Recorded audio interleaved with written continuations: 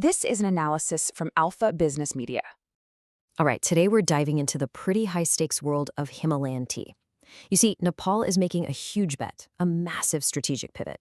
They're trying to transform their tea from what's basically a forgotten commodity into a globally sought-after luxury good. So let's break down what this fascinating economic shift is all about. So let's start with the headline number, the one that gets everyone's attention, $150 million. Now, you need to understand, this isn't just some random figure pulled out of a hat. No, this is a declaration of intent. It's the incredibly ambitious annual export goal Nepal is aiming for, and they want to hit it by 2026 for their specialty tea. To put it mildly, that's a monumental leap from where they are today. And this slide right here really gets to the heart of the conflict. On one side, you have the current reality. Nepal is basically a bulk producer, selling a low-margin agricultural commodity. But on the other side, you've got the strategic goal, to become a marketer of a high-value, finished luxury good that commands premium prices. See the difference? The key takeaway here is that this isn't about growing more tea, not at all. It's about earning dramatically more from the tea they already grow. Okay, so here's how we're going to tackle this. First, we'll look at Nepal's big pivot and its potential. Then we'll get into something called the CTC trap. It's what's holding them back. After that, we'll explore the solution, which is all about high-value tea. Then, of course, we've got to talk about the hurdles, branding of bureaucracy. And finally, we'll lay out the two very different paths ahead, stagnation or success. All right, let's jump right in. We're talking about the paradox of potential versus profit, and it's a real head-scratcher. You got farmers in the highlands of Nepal cultivating some of the most exceptional tea in the world. The quality is there, no question. But, and this is the big but, that incredible quality almost never translates into high profits for the country itself. So what's going on? Well, this right here is the core of the problem. For decades, Nepal's amazing tea has been what you could call a ghost ingredient. Think about that for a second. It's grown in Nepal, but then it's sold in massive bulk quantities, mostly to India, where it just disappears into other countries' blends.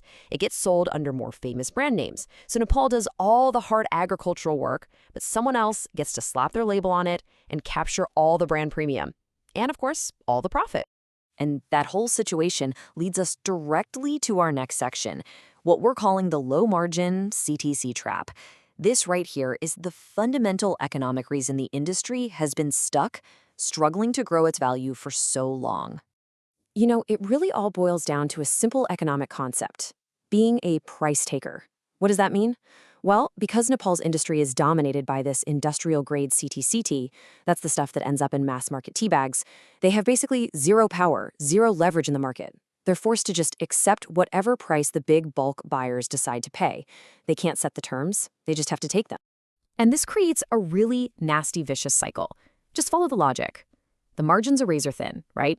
So there's no extra cash to reinvest in better equipment or, marketing. That in turn leads to stagnant wages and stagnant quality. And what does that do? It just makes them even more dependent on those same bulk buyers. It's a classic economic trap, and it's starving the industry of the very capital it desperately needs to break free. So the big question is, how do you get out of a trap like that? Well, that brings us to the proposed solution, the high-value Orthodox solution. The philosophy is actually pretty simple, but it's a total game changer. It's about a complete pivot in thinking, shifting the entire focus away from how many kilograms can we grow per hectare to how many dollars can we earn per kilogram. It's a total mindset shift. And I mean, just look at the numbers. The economic incentive here could not be more clear. On one side, you've got your bulk CTC tea, which might fetch, maybe $3 a kilogram? But on the other side, a kilogram of high-quality specialty Orthodox tea, that can command anywhere from $50 to over $200 from buyers in Europe or the US. I mean, wow. The difference in value is it's staggering.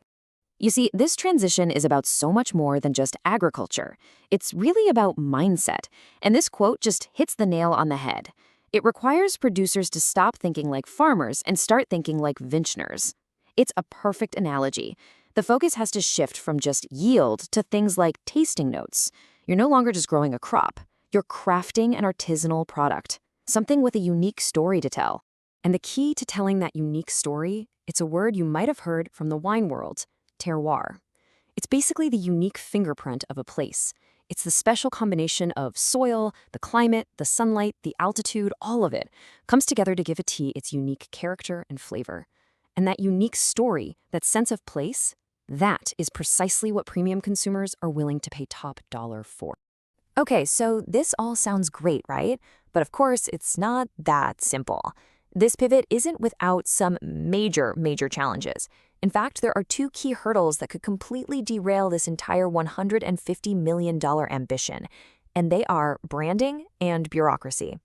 Now, when it comes to branding, you might think, okay, let's just promote Nepal tea, but that's actually a trap. The real solution is a bit more sophisticated. It's a two-tiered strategy. You have the big macro brand, Nepal tea, which acts as the foundation, a sort of baseline guarantee of origin and quality. But, and this is crucial, the real profit engines are the micro brands, the individual estate names. That's where you can tell those specific stories about terroir. That's where the real premium value is. The second hurdle is just as critical, and it's all about bureaucracy.